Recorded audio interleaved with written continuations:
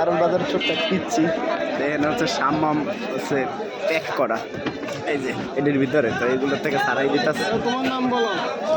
কি করো ভাইয়া? ইয়াসিন না তোমার নাম? কি করে এগুলা? কাঁচা খায় বের করে দিতেছো? তোমার বাসা কোথায়? হ্যাঁ, এখানে আসছো কার সাথে? একা একা আসছো? এই যে কাজ করে দিতেছো এর বিনিময়ে কি তোমার টাকা দিবে না একটা এই জায়গা থেকে ফল দিবে? কি দিবে? এই এটা একটা ফল দিয়ে দিবে না টাকা দিবে তোমারে? ফল দিলেই হবে। কত সময় কাজ করবা? রাত 2টা পর্যন্ত কাজ করবা? এরপর বাসায় যাবা? বাসায় যাইতে পারবে একা একা? তুমি কি সবসময় আসো কারণ বাজারে? কার সাথে আসো? একা একাই আসো? আইসা কি কর? আরেক বন্ধু আছিল?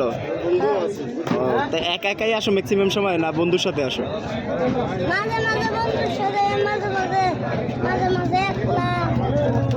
আইসা কি কাজ করো? এই এই একটু কাজ বাজ কইরা দিলে ফল টল দেয় না টাকা পয়সাও দেয়?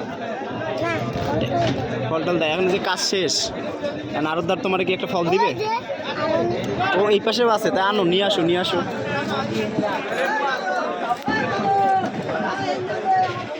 আপনারা দেখতে পাচ্ছেন ছোট্ট পিচ্চি বাচ্চাটি দেখেন এখানে ওই যে আড়তে যে মালগুলো আসছে হচ্ছে এখানে কাপড় করা ছিল তো ওইগুলো প্রত্যেকটা মাল থেকে হচ্ছে ছাঁটাই করে ইয়া করতেছে। দেন দেখেন কীভাবে করতেছে। এখান থেকে যে আড়তদাররা বিক্রি করতেছে পাইকারদের কাছে, তো হচ্ছে সাথে হেল্প করতেছে।